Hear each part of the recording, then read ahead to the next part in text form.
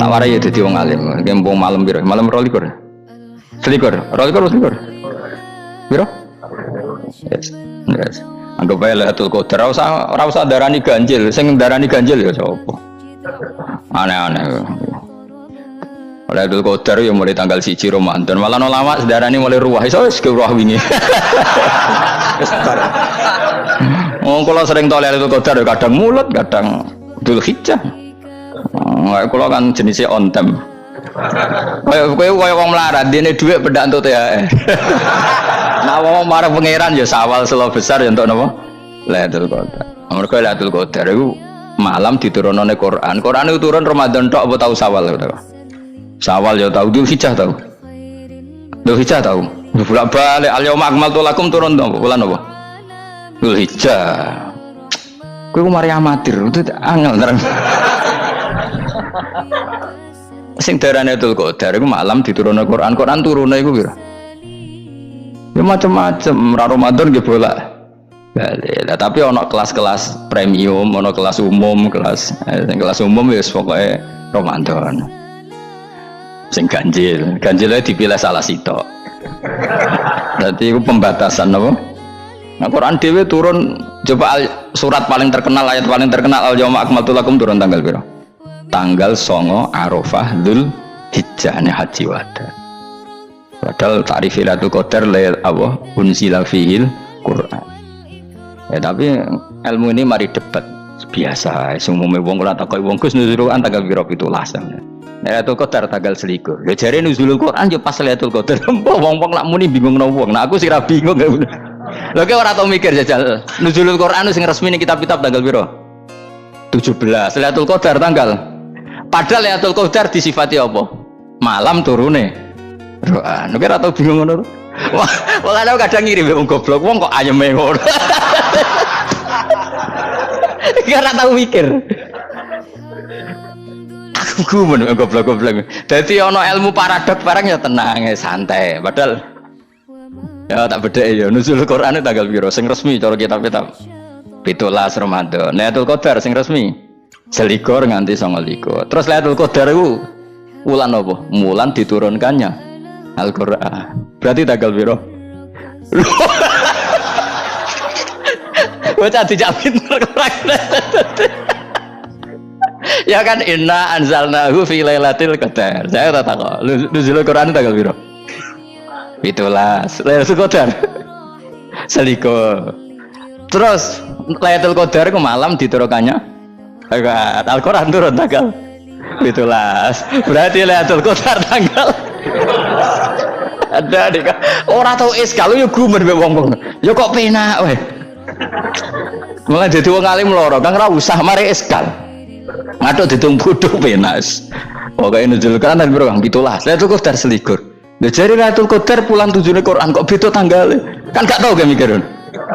Alhamdulillah. Tanggalan.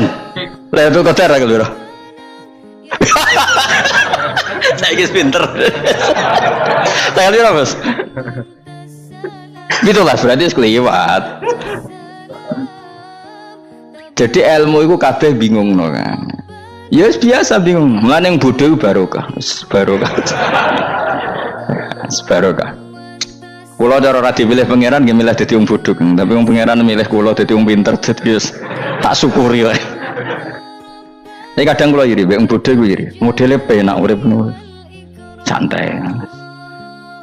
Ya saiki ya Lailatul Qadar itu sifatnya apa? Inna anzalnahu fi lailatul. Normalnya kan ainu nuzulil Quran jo ainu Lailatul Qadar. Berarti tanggal piro? Dorawade lagi. Innalillahi wa inna ilaihi raji'un. Kita warai ilmu cara wong alim. Meskipun sampean boleh bantah siji yo kadang keterbatasan ilmu. Nomor loro hasud, bantah kan sebab macam-macam. Hasud. Nomor 3 bantah gue kegiatan. Kayak wong kuliah nak agak kritis kan darani ra pinter. Jadi cocok lah ya kudu bantah. Engko khas-khasan cerdas apa?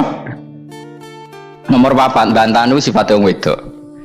Menang kalah protes. Berarti kowe ora lanang berarti wedok, tukang protes itu wedok. Nomor 5 bantah itu berarti dia punya keiskalan tapi nggak bisa keluar dari keiskalan itu. Jadi problem Anda ditimbangkan ke saya, itu ya ora sopan. Problem-problemnya dhewe kok ditimbangkan ke saya. Begini terang no. Hukumnya Allah Ta'ala itu ada yang berstatus itu lugu. Lugu itu ya lugu ummi. Karena agama ini memang ummi. Ummi itu lugu. Sehingga agama ini tidak perlu diterangkan. Ketika Abu Hanifah, agama ini ketika datang, itu orang lugu. Lugu itu murni. Murni itu proporsional. Sehingga sifat ummi itu baik. Misalnya saya bilang gini, rungon awas kena keliru. Kalau kamu sholat itu batal kalau makan. Itu ukurannya 1 upo apa 1 piring? 1 upo kan? Itu sudah batal. Terus kalau saya bilang gini, Cong nak tamu keimangan, itu 1 piring tak 1 upo. Enggak jawab ya? 1 piring. Orang iso misal, tak keimangan, gue 1 upo. Nah, lalu Anda ditanya gini, lalu definisi makan itu apa? Memasukkan 1 piring ke mulut apa 1 upo ke mulut?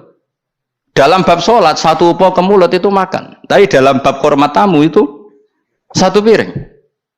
Setuju ya? Tawari pinter kayak. Ayo tawari ya. Wes setuju ya? Wes pinter. Lo jawab wes pinter. Urung. Lailatul Qadar ya kono. Misalnya Lailatul Qadar menjadi super karena ada sesuatu yang super turun, yaitu Lailatul Quran. Jadi menjadi super karena yang turun adalah sesuatu yang super, dan itu artinya tanggal. Loh, salah nih aku cek.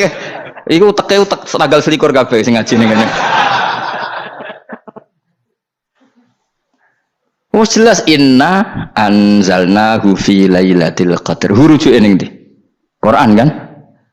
Wa ma adraka ma lailatul qadar. Lailatul qadri khairum min alfi syahr.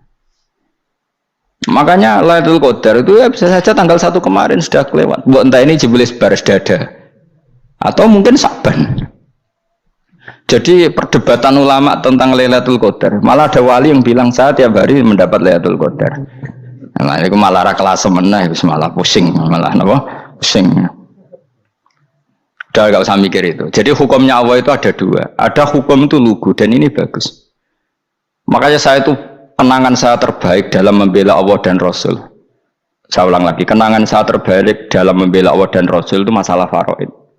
Dulu mungkin banyak yang ingat lah ketika tahun berapa lupa saya, tapi ada seorang menteri dan pakar Islam menggulirkan isu hak waris itu sama, lelaki dan perempuan sama. Alasannya karena perempuan sekarang kerja.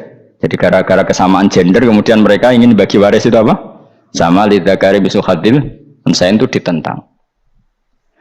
Gerakan itu pernah menguat, termasuk yang bisa dengan tanda kutip bisa menghentikan gerakan itu termasuk itu saya. Yang punya pikiran gitu tak parani, tak tantang begini. Saya bilang gini, Anda ngomong ini itu karena pinter apa karena tren? Tak tanya, ya karena pinter. Saya ini kan orangnya keren, punya kepangkatan jos lah. Ya kepangkatan jos, kepangkatan dunia, mesti cara pangeran bojos ora ya ora. Cara ukuran dunia itu jos lah. Tak tanya, saya itu Pak Ba, termasuk yang setuju gerakan kesamaan gender. Dulu kan lelaki perempuan itu beda sekali karena lelaki kerja perempuan tidak. Sekarang sama-sama kerja maka warisnya harus sama. Terus saya tanya gini, lalu penyebab warisan itu kerja apa lelaki? Dia jawab kerja. Dia nggak ngerti kalau ngadepin saya. Saya ini kan orang alim yang biasa belajar mantek. Dia ini roh nak aku ngalim. Sembrono ya jadi ini. Ketika tak tanya gini, lalu misalnya saya punya anak, yang anak saya putri itu direktur BUMN atau direktur bank atau direktur PT besar. Kemudian anak lelaki saya idiot, goblok. Warisannya dikasihkan siapa? Kalau kerja adalah alasan dapat warisan, berarti anak saya perempuan itu yang dapat warisan dong. Anak saya lelaki kan idiot, nggak kerja. Lalu warisan itu berdasar prestasi apa empati? Kalau berdasar prestasi malah Anda ini aneh. Sudah kerja direktur BUMN hanya karena dia kerja dia dapat warisan karena Anda bilang asbabul irsi adalah kerja. Kalau saya bilang karena empati, saya juga gak fair. Yang kerja juga butuh modal gak saya warisi, tapi yang idiot tak warisi karena warisan berdasar empati. Lalu Anda milih mana? Bingung deh.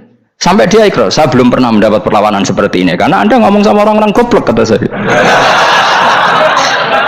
Terus saya bilang, saya ini ngaji Wahab khatam berkali-kali. Anda mungkin baca kitab Wahab itu hanya terjemah. Maka menurut Islam yang menjadi hak waris itu sebabnya zukurah wal unasah, kelelakian menjadi dapat 2 bagian, keperempuanan menjadi 1 bagian, dan itu Islam tidak mau urusan dengan prestasi maupun empati, mujarrodul zukurah dan mujarrodul unusah. Sehingga dengan seperti ini tuh Islam nggak ribet. Coba kalau kamu pakai ilatul hukmi, pakai cara berpikir logika, malah ruwet. Karena tadi, kalau kesamaan gender itu karena perempuan kerja, lalu misalnya yang lelaki idiot misalnya atau pengangguran, warisan kamu kasihkan siapa? Kalau kerja itu menjadi alasan hukum, kamu kasihkan yang perempuan kan? Aneh enggak? Yang sudah kerja malah kamu kasih warisan, yang nganggur enggak? Berarti berdasar prestasi atau berdasar empati. Kalau kamu dapat warisan, idiot dulu dong, idiot dulu, goblok dulu, kecelakaan dulu, baru dapat warisan. Karena dapat empati, yang sudah PNS enggak perlu dapat warisan karena sudah juga ruwet. Fikih seperti ini ruwet gak? Ruwet. Nah, kata Imam Haromen, gurunya Ghazali, agama itu kadang dinuna dinul ajais, kita ikut yang lugu saja. Allah bilang lelaki dapat 2 bagian dari perempuan, ya lelaki ya yang punya alat kelamin, penis. Perempuan yang punya farji, ya sudah gitu aja, gak usah ruwet-ruwet. Kenapa begitu? Ya sudah seperti itu. Nanti lama-lama gini kalau diterusin. Ada seorang dokter fikih perempuan, dia menguasai fikih sholat. Ruhin lanang tapi gak nguasai fikih sholat, rohnya mau pesolatan misalnya. Lalu yang jadi imam siapa kalau berdasar prestasi? Perempuan dong, karena dia doktoral fikih sholat, dia nguasai aneh-anehnya sholat. Goro ibu masaili sholat dia nguasai. Sementara Ruhin takoi sholat itu apa Ruhin? Pokoknya ini gugus ngadeg terus lugu, terus ngadeg male, apa? Ada mulan, nak salam ngalerin. Dia tahunya hanya itu dok. Lalu kalau nuruti imam sholat adalah yang terpandai dalam fikih sholat, tentu yang imami perempuan. Tapi agama ini tidak seperti itu. Pokoknya wong lanang ngimami wong beda. Jadi makanya kata Imam Haromen, dinuna dinul ajais. Sampai Said Muhammad itu sering ngutip beliau gini kan, Allahumma imanan ka imanil ajais. Ya Allah, semoga iman saya menerima konsep engkau itu ka imanil ajais. Imannya wong wedok-wedok sing lugu. Ajus itu perempuan lugu yang sudah sepuh. Jadi misalnya ngukur anak seneng ya anak gedang goreng, ngekei duit, ya lugu saja. Itu bagus daripada kamu pakai argumentasi, karena argumentasi ini sebetulnya kelihatan cerdas tapi ada kebodohan masif. Karena tadi kalau hak waris kita otak-atik dengan prestasi, maka yang pro empati akan protes. Paham ya? Masa yang sudah kerja dikasih banyak, yang idiot enggak?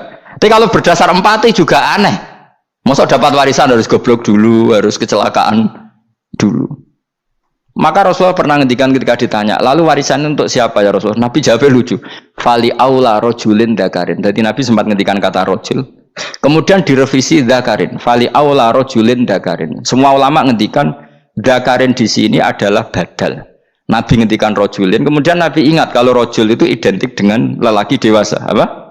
Kemudian Nabi mengulang lagi dakarin, tidak harus dewasa, yang penting lelaki. Jadi meskipun baru lahir, kalau dalam keadaan baru lahir namanya apa? Kan dakarin kan? Belum bisa dikatakan rojul. Paham ya? Nabi ngulang 2 kali. Fali aula rojulin dakarin. Ini penting saya utarakan supaya clear. Jadi agama itu gak usah diotak-atik. Ya itu tadi misalnya imam sholat itu lelaki. Ya sudah lelaki. Lelaki itu apa? Yang punya alat kelamin lelaki. Jangan dibalik ini. Yang dikatakan lelaki itu orang kuat. Sehingga meskipun perempuan kalau kuat, misalnya perempuan anggota poluan, lelakinya cemen, idiot, maka imamnya perempuan gitu. Karena makna lelaki adalah kuat. Ini keruwetan. Jadi agama itu tidak seperti itu. Nah sekarang kembali ke pilihan. Yang dikatakan pilihan itu orang hebat. Apa yang dipilih? Apa berdasar definisi? Apa berdasar kehendak yang milih? Loh kok mulai do pinter, tumben do pinter. Alam raya ini milik Allah dan semua di alam raya ini milik Allah. Maka dipilih tidak dipilih itu terserah yang punya, apa terserah kita, apa terserah kriteria, apa terserah definisi. Dalam konteks kita sebagai objek diambil, tentu terserah yang punya. Kemudian Allah bilang, orang-orang itu saya pilih. Nah kalau milihnya Allah berdasar kepunyaan, tentu Allah boleh dong memilih orang yang sebetulnya berstatus dolim. Ya tapi ya tetap dia dolim, tapi ya tetap dipilih. Kenapa ya? Karena Allah yang punya. Saya misalnya orang kaya, boleh nggak punya HP buruk? Boleh kan? Terserah saya.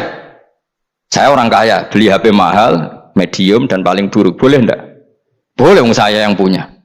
Nggak boleh, Gus, dengan orang kaya harus beli HP yang mahal. Yang bilang harus siapa? Nah, kegoblokan kita ini seperti ini. Nak wong sugih HP ini kudu larang. Nak wong alim kudu bojone ayu. Sing kudu darani kudu ayu ku sapa?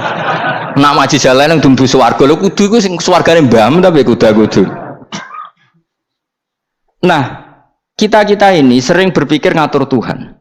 Nah, Indonesia negara yang mayoritas muslim terus Islam Indonesia kudu dadi sampling Islam seluruh apa? Dunia. Ya ora usah sombong ngono ya keben mayoritas juga wonge kakean ngono ae ora perlu GR jadi sampling percontohan Islam internasional ora perlu ngono. Lah misalnya terus dadi contoh misalnya nang Masjid Haram niru Jumatan ning Indonesia berangkat mbek do rokokan. Bariku teki diusep-usepno ning pojok pager. Lah misalnya wong Mekah terus do ngono kabeh karena mencontoh Islam Indonesia. Kacau gak? Ora usah GR ngono biasa wae. Napa? Biasa wae. Terus misalnya mencontoh Islam Indonesia, Indonesia anak jaran Wali Songo terus tahlilan nunggu nganti setengah jam. Lah terus raudhah dikepung ngono rak macet Mekah Madinah. Mergo agar ziarah Nabi terus lungguh apa? Sak jam. Nah ning wali sak jam ning Nabi 2 jam lah kira-kira gitu. Ya malah nganyak Kanjeng Nabi dong. Nabi sekaruan afdhalul khalqi mbok dongakno wa maghfir lahu warhamhu. Iku malaikat sak langit misah. Ya Nabi kok dongakno di sepuro. Kowe tapi ya butuh sepuro kan. Enggak boleh doakan Nabi gitu, enggak boleh. Wa sholli ala sayyidina Muhammad wa ala alihi. Enggak boleh pakai ighfir lahu. Masalahnya tahlilan apa alam donga iku terus kamu gunakan. Ya misalnya terjadi percontohan Islam dunia terus Nabi kapundhut ditalkin, nak ditakoki waman rabbuka piye. Terus Nabi warai waman nabiyuka. Mesti Nabi yo pro, lah aku Nabi coba takoki. Jadi kita ini sering kumo luhur karena kita mayoritas terus jadi percontohan ora usah ngono. Paham ya napa? Ndak usah ngono, mayoritas ya mayoritas sae, tapi ora usah GR jadi apa? Percontohan internasional. Mungkin kalau masalah Islam damai ya bagus. Tapi itu kan tidak hanya Indonesia. Di mana-mana yang Islam damai juga banyak. Dan yang tukaran juga banyak. Toh yang tukaran nggak pernah maklumatkan diri ini percontohan janda. Ya biasa saja.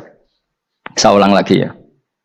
Maka menurut saya nggak akan benar pendapat Khawarij atau pendapat Islam yang keras bahwa orang dosa besar itu keluar dari Islam. Karena ketika Allah mengatakan kemudian aku pilihkan kitab ini tak kasihkan orang-orang yang saya pilih, itu diantara yang pertama adalah meskipun mereka sebagian tetap zalim. Artinya tetap zalim itu tidak menjadi dia keluar dari status Islam. Paham ya? Sekarang saya tanya, yang dikatakan warga Indonesia itu siapa? Ya siapapun yang bergeografis di Indonesia, lahir sebagai akte Indonesia, ya orang Indonesia. Kemudian ada yang penjahat, ada yang maling, kita penjara. Apa dia keluar dari kebangsaan Indonesia? Enggak kan? Sama ketika orang Islam menjadi zina dan fase koruptor, keluar dari Islam enggak? Enggak. Karena Allah tetap bilang faminhum. Apa? Faminhum. Jelas ya? Wes kayak ngarah Khawarij. Kenapa? Kalau Khawarij cara berpikir itu ekstrim. Setiap dosa besar itu mengeluarkan orang dari status Islam. Oh, itu bahaya sekali. Karena nanti kalau itu iya, kita akan kehilangan banyak orang nopo Islam. Makanya Nabi nanti ngendikan, saya berharap yang nanti masuk surga dari umatku itu separuh, 2/3. Itu kata ulama-ulama. Kalau kita pakai mazhab Khawarij, orang Islam itu tidak sampai 1/3.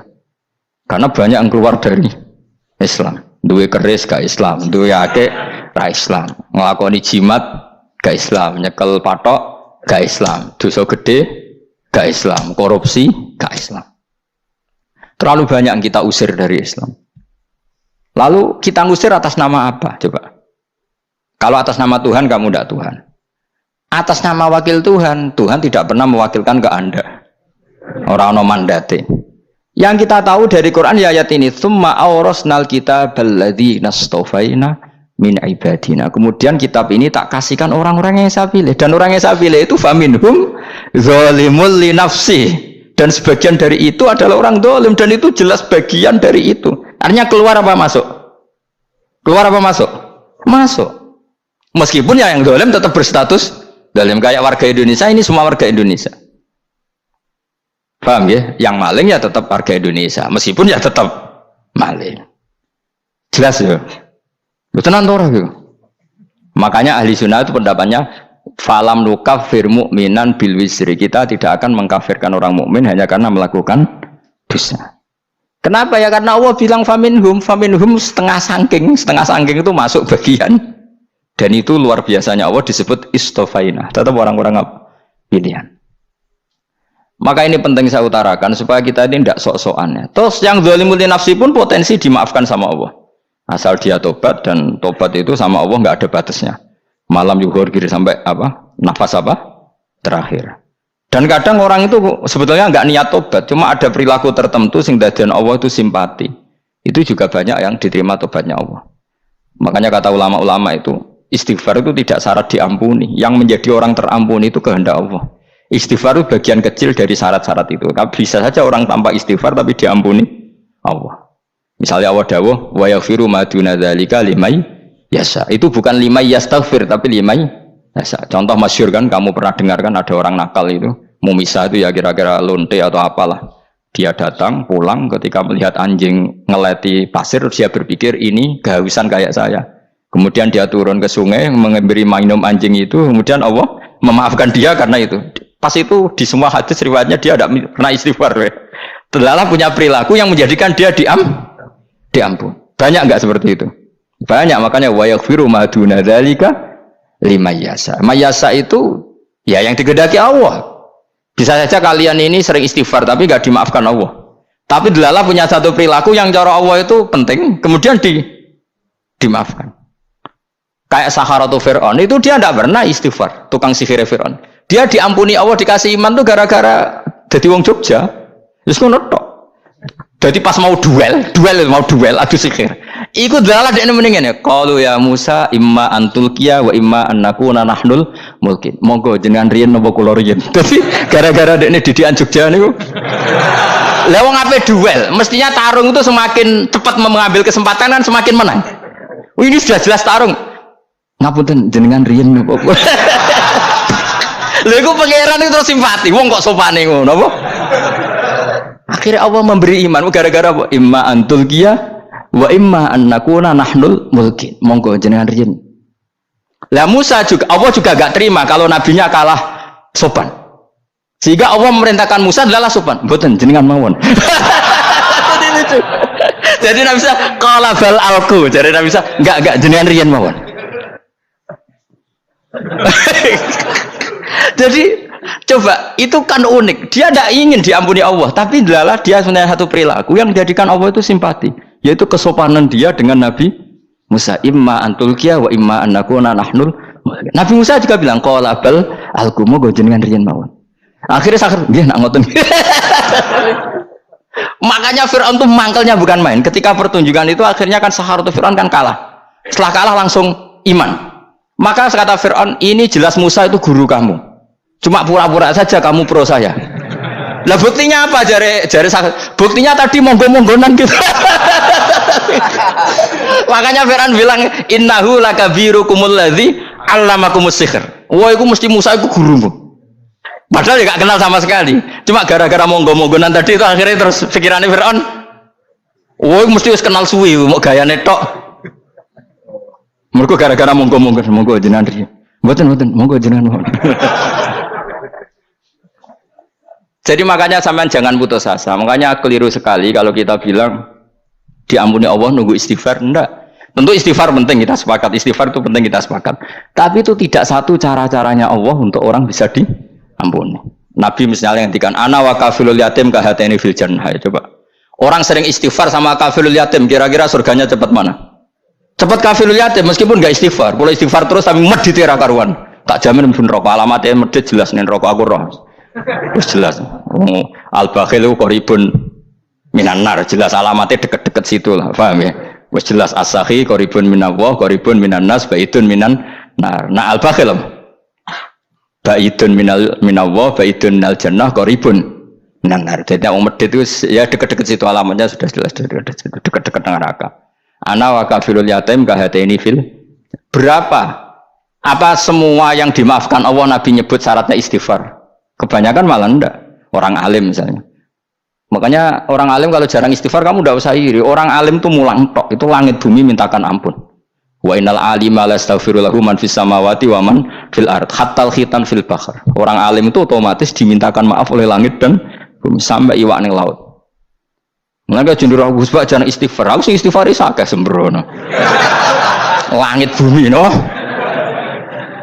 Mulane kula nu jarang istighfar bukan karena saya sombong, memanfaatkan istighfar mereka no. Dan saya yakin itu lebih mandi timbang istighfar saya. Mun koman fis samawati nglebokno Jibril, Mikail, orang-orang keren no, makhluk-makhluk no, keren. Saya baru cari hadis yang wa innal muta'allim sing ijek belajar tapi belum ketemu. Nanti kalau ketemu tak kasih tahu apa? Karena hadisnya yang saya baca masih wa innal alim apa? Orang alim jadi agak ketat. Nah, nanti kalau sudah ketemu wa innal muta'allima. Nanti dicari. Tapi pasti palsu kalau ada itu. Karena semua tagnya itu apa? Alim. Atau ya kamu alim dibanding yang di bawahnya ya semoga itu masuk apa? Jadi dibanding orang Papua kan harus alim. Saya ulang lagi ya, ini penting sekali. Jadi latihlah jangan punya gerakan takfiri orang lain dianggap kafir, orang lain dianggap kafir karena Allah tidak pernah mengusir hambanya. Meskipun apapun salah dia kata Allah tetap faminhum. Apa? Faminhum. Hum itu rujuknya ke yang depan. Jadi termasuk orang-orang yang saya pilih adalah faminhum zalimul li nafsi, tetap dia di arena itu. Nisbatnya Islam ya tetap di area Islam itu. Meskipun yang ya kayak warga Indonesia coba. Warga Indonesia itu siapa yang terlahir di Indonesia dan berKTP berkartu keluarga Indonesia sudah. Nanti tentu yang bajingan tetap bajingan, yang koruptor tetap koruptor. Tapi menjadi warga Indonesia terus keluar dari warga Indonesia. Tetap warga Indonesia. Kira-kira seperti itulah analoginya. Tetap istofaina tapi tetap berstatus faminhum dalim. Tapi rujuknya kan tetap faminhum iku setengah saking alladzinas tofaina. Mulane ngaji sing tenanan kowe ora usah anut khawarit. Khawarit ku apa ngamukan. Sidik-sidik wong liya salah iku apa-apaan. Lho saya juga mangkel be wong dolim. Semua orang soleh mangkel be wong dolim, tapi ya dihukum saja. Misalnya dalam Islam ada qisas, ada had, ada hadul qadzab, hadus sariko. Ya hukuman saja, tapi hukuman itu tidak bisa menghilangkan status. Ya sama seperti manusia tetap manusia, meskipun apapun dia ya manusia. Ya tadi misalnya manusia itu siapa? Ya manusia itu ya manusia. Terus kamu bikin orang yang standar ideal manusia adalah yang berperilaku baik, yang enggak pernah salah. Kemudian kalau Zaid itu maling berarti tidak manusia. Terus barangnya apa? Ketek. Tidak bisa, makanya kembali lagi dinul aja. Kamu bikin definisi manusia itu tidak usah seangkuh itu. Manusia seperti ini manusia ya sudah, maling ya manusia, orang soleh ya manusia, orang sedengan ya manusia. Lelaki itu apa? Yang punya alat kelamin penis itu lelaki, titik sudah. Sehingga nanti warisannya ya dia lelaki. Sholatnya dia bergaya. Kamu tidak usah bilang gini, lelaki adalah yang cakap memimpin, yang maco, yang kuat. Jika kalau tidak seperti itu namanya perempuan. Terus kamu membolehkan yang seperti ini jadi makmumnya perempuan, imamnya perempuan sing maco. Kacau enggak kalau agama nuruti logika-logika itu? Enggak, jawab aja. Kacau. Lalu lucunya sekarang banyak kecerdasan yang mengarah ke sana. Makanya agama ini jadi kacau karena sudah ada dinul ajais. Agama ini agama ummi. Ya agama ini agama ummi. Kata Allah huwallazi ba'atsa fil ummiyin. Ummiyin itu lugu itu polos. Jadi kalau orang polos misalnya gini, ini apa? Kira-kira kalau jawab orang polos ini, jam. Bagus kan jawab jam. Jam untuk apa? Penunjuk waktu ya sudah seperti itu. Tapi kalau orang engkek, ini itu apa jam? Itu barang murahan, bulat kan oleh jawab. Mau numpak mobil carry itu apa? Itu black melaku. Yang mobil itu Alphard. Jadi kacau. Enggak boleh agama dibawa ke sana. Apa? Agama di sana dibawa ke sana. Nah itu madzhabnya ahli sunnah apa? Wal jamaah. Ketika Rasulullah ngendikan la yu'minu ahadukum hatta yuhibba li akhi, ora kok diarti ini ora iman. Jika yang menyala itu tidak iman, tidak seperti itu cara mengartikan ahli sunnah wal jamaah. Karena status itu tidak pernah hilang. Yang hilang hanya kesempurnaannya. Paham ya? Kesempurnaan kita jani manusia hilang karena kita maling, karena jadi koruptor. Tapi tetap kita manusia. Kesempurnaan kita sebagai orang mukmin hilang kalau kita fasik. Tapi kita tetap mukmin. Paham ya? Makanya setiap hadis gitu kata ahli sunnah la yu'minu imanan kamilan. Wis dong ya. Dong. Ya terus alhamdulillah subhanallah. Ya doa alim mas malam 12. Malam Lailatul. Aku kadang yang melok goblok aduh. Saya tuh sering dididik sama bapak saya, sekumpul wong akeh ya kudu melok goblok guys. Makanya bapak itu kalau ada orang pidato, bapak kan juga nggak suka pidato juga, tapi ya kerso kadang-kadang, saya pun kadang-kadang kerso. Asal sing utus pernah guru, pernah sepuh kadang kerso. Nah, bapak nak bahas pengajian ngomongin balik dari bapak, malah bingung, ngomong apa wae. Coba kita dengan PD-nya bilang Lailatul Qadar itu 21 sampai berapa? 29. Lailatul Qadar. Warna iki malam Lailatul Qadar. Lalu Lailatul Qadar keren tuh karena apa coba? Karena nuzulul Quran. Lalu nuzulul Quran tanggal 17. Lalu Lailatul Qadar tanggal berapa? Oh, ada nih. Alhamdulillah. Tapi ini jangan jadi keiskalan yang masif itu sudah difitnah itu. Cara Gus Bak, ya cara Gus Bak cara Quran ngawur gitu. Sembrono. Memang aku tidak pendapat tentang Quran dan ayatnya seperti itu. Maka yang benar, Lailatul Qadar itu kata ulama-ulama dulu, orang yang beramal soleh, ya itu sudah anggap saja dapat Lailatul Qadar. Orang itu rausan dulu esok dulu serengengi blerengan tau orang, nak blerengan berarti untuk Lailatul Qadar. Jangan mendung kan blereng di. Terus bumi angite sayup-sayup. Anggris dini hari ya sayup-sayup blok ke blok aneh-aneh. Lah nak pikir segoyo berarti wong laut gak taran untuk Lailatul Qadar, ke segoro gitu langine bianter. Lah nak ning dia yang mesti sayup. Mau angin dok gunung wis kesel tadi harus sayup-sayup. Gaya ukuran ojo ngono, gaya ukuran ngono rak wong diang luwih ngrasa entuk Lailatul Qadar timbang wong segoro kidul. Go segoro kidul angine apa? Buanter. Padahal alamate piye? Sayup-sayup. Mana-mana. Maksudnya alamat ngono iku ora ngono, maksudnya ayat iku Kanjeng Nabi mbak dawuh ngono, maksudnya ora ngono. Wes dong ya. Ayo Lailatul Qadar tanggal aku seneng wong bodoh. Enak urip wis happy no? Happy. Ya saya ulang lagi ya. Jadi kejati dirian itu tidak bisa hilang dengan standar keidealan. Yang hilang itu standar apa? Keidealan. Misalnya kita maling ya eman lah sebagai orang mukmin kok maling. Warga Indonesia kok kriminal tuh eman, tapi dia tetap orang Indonesia. Orang Islam tetap Islam meskipun dia fasik. Sebab itu Allah ngendikan faminhum zalimul linafsi. Sebagian dari orang yang saya pilih dia adalah orang dolim. Ya dolim saja. Kamu jangan kamu katakan kafir ya dolim saja. Dolim kira-kira maknanya kurang ajar, kacau, kriminal. Tapi kan tetap dia orang Indonesia.